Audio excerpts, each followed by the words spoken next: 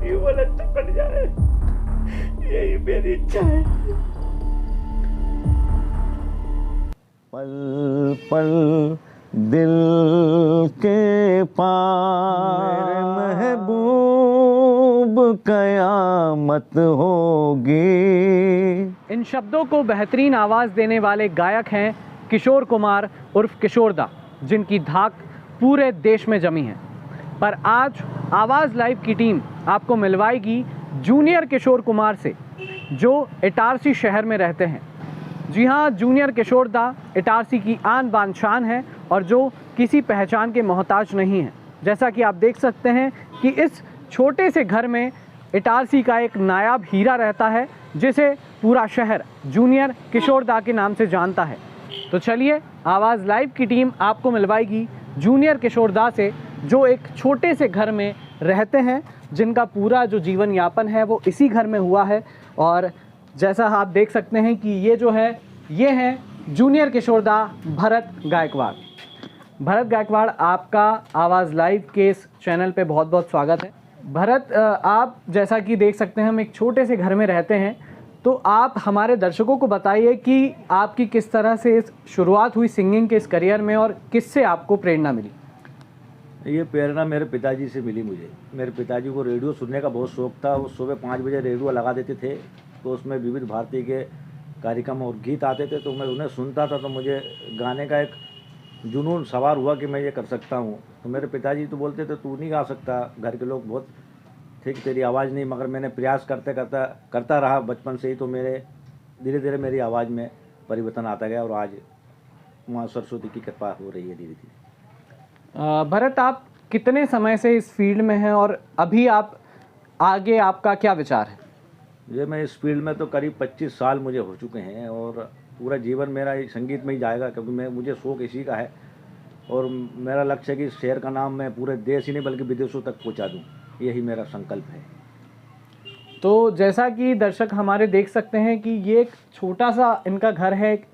किसी समय में ये पूरा सेटअप हुआ करता था रिकॉर्डिंग का। यहाँ पर काफ़ी सारे स्पीकर्स वगैरह, माइक, जैसा कि आप देख सकते हैं एक छोटा सा सेटअप भी किया है भरत ने यहाँ पर। और ये आप देख सकते हैं कि कई जो इन्फ्लुएंसर है वो टिकटॉक रिंग लाइट का इस्तेमाल करते हैं, बट भरत ने ये एक छोटा सा एक बड़ा ही जुगाड़ से एक सेटअप बनाया है, जिसके तहत वो अपने वीडियो रिकॉर्ड करते हैं। तो आइए हम भरत से ही जानते हैं कि आपका, हमने सुना है कि फेसबुक पे आपका चैनल है और आप लोगों की फरमाइशें पूरी करते हैं, क्या है वो? जी, जब कोरोना लगा हुआ था, लॉकडाउन लगा हुआ, तो मुझे एक प्रेरणा आई कि मैं कुछ कर सकता हूँ सबका मन दिल बहलाने के लिए। तो मैंने हेलो फरमाइश शुरू की। उसे 2.5 साल हो गए करीब, और 5000 मैंने गीत अभी तक गा दिया और लक्ष्य मेरा 10,000 का। तो लोग फरमाइश भेजते हैं और मैं उन्हें तैयार करके उन्हें पहुँचाता हूँ, तो वो भी खुश होते हैं और मुझे भी बहुत सुकून मिलता है और अच्छा लगता है कि मैं लोगों का दिल बहलाता हूँ इस महामारी से बचाने के लिए। तो जैसा भरत ने बताया कि फेसबुक पे उनका चैनल है भरत गायकवाड़ नाम से, जहाँ पर आप अपनी फरमाइशें भेज सकते हैं और भरत उन्हें आपके लिए अपनी आवाज़ में गाकर सुनाएंगे। जैसा आप यहाँ पर देख सकते हैं कि कितने सारे अवार्ड्स और सर्टिफिकेट्स और शील्ड्स यहाँ पर रखी हुई हैं। तो आज ही हम भरत से ही जानते हैं कि किस प्रकार के उन्होंने, कहाँ तक, किस स्तर तक उन्हें उपलब्धि हासिल हुई। ये अभी मुझे हाल ही में ये year half award Madhya Pradesh Bhopal से मिला है, जिसमें 25 जिलों ने भाग लिया था।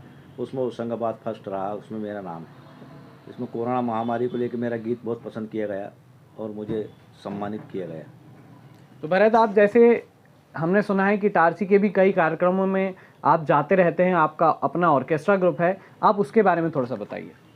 जी, जैसे शादी पार्टियाँ होती हैं तो मैं जाता हूँ, लेकिन कुछ 2 सालों से काम धंधा थोड़ा ठप पड़ा है महामारी के कारण, तो बड़ी दिक्कतें हैं अभी कलाकारों को।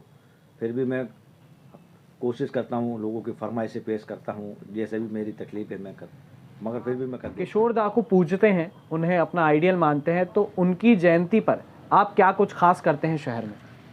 जी, किशोर कुमार जी के जन्मदिवस पर मैं पिछले 10 वर्षों से रोड शो करता हूँ और पूरे शहर में गीत गाते हुए निकलता हूँ। ये रोड शो मैंने 2010 से शुरू किया था और इसे पूरे 10 वर्ष हो चुके हैं और कोरोना कारण ये हो नहीं पाया, तो आज 12वां वर्ष होता है उसका। बहुत अच्छा लगता है मुझे, किशोर कुमार के जन्मदिवस पर रोड शो करता हूँ। हमने ऐसा सुना है यहाँ पर कि आप अब इस घर को आप छोड़ रहे हैं और प्रशासन का जो है यहाँ पर बुलडोज़र चलेगा, तो इस बारे में आप किस तरह से देखते हैं? जी, सरकारी ज़मीन है, एक ना एक दिन तो मुझे जाना ही था। थोड़ा दुख भी है कि मैं पूरा बचपन मेरा इसी घर में गुजर गया। थोड़े से जीवन जो बचा है वो अब और कहीं गुजरेंगे मेरी माँ के साथ। बस दुख है इस बात का मुझे कि मैं पूरा जो मेरा संघर्ष रहा वो इसी छोटे से टीन के मकान में रहा मेरा। और मैं चाहता हूँ कि मेरी माँ अच्छी जीवन गुजारे, उसका जीवन अच्छा कट जाए, यही मेरी इच्छा है।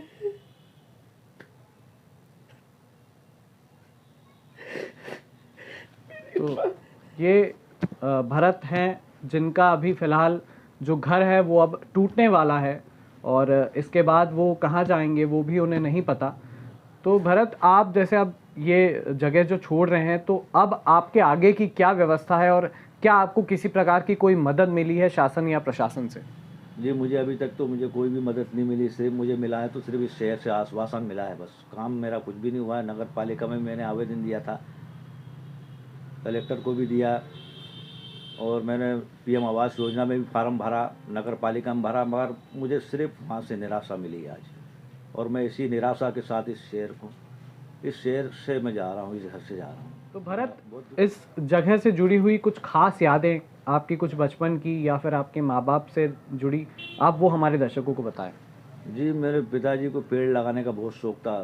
सन 1986 में जो आप बाहर हरियाली देख रहे हैं, ये पूरे मेरे पिताजी सरनप्पा गायकवाड़ जो पीडब्ल्यूडी विभाग में चौकीदार थे, उन्होंने बागदेव से जब डामर चलता था, ट्रक भरा भरा के डामर जाता था, तो वहाँ से जो खाली आते थे तो वो झाड़ लेके आते थे इतने छोटे छोटे से, और फिर उनको जाली लगाकर वृक्षारोपण करते थे। तो आज ये आप देख सकते हैं पूरे हरे भरे लगे हुए लाइन से, सब मेरे पिताजी ने ही लगाए हैं और मैंने भी उनमें पानी दिया है। सन 1986 के दशक में झाड़ 40 साल हो गए इनको बड़े होते हुए।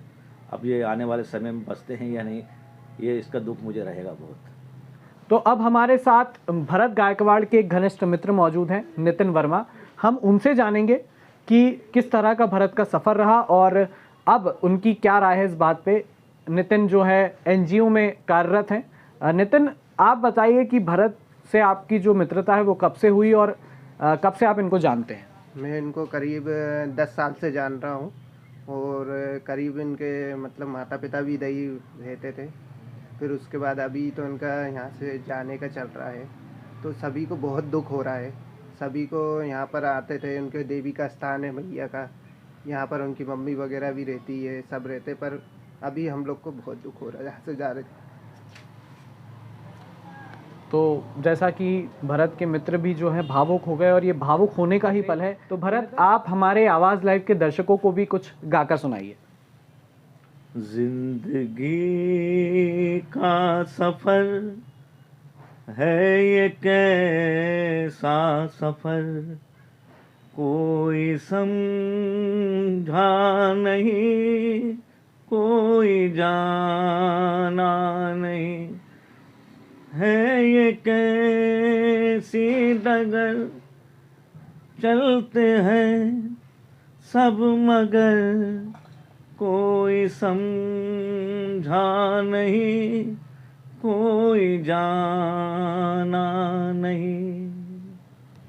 तो देखिए कितनी बेहतरीन आवाज़ थी भरत गायकवाड़ की, जिन्होंने अपने गीत के माध्यम से उनके पूरे जो ज़िंदगी का जो स्ट्रगल रहा उसको बयां कर दिया।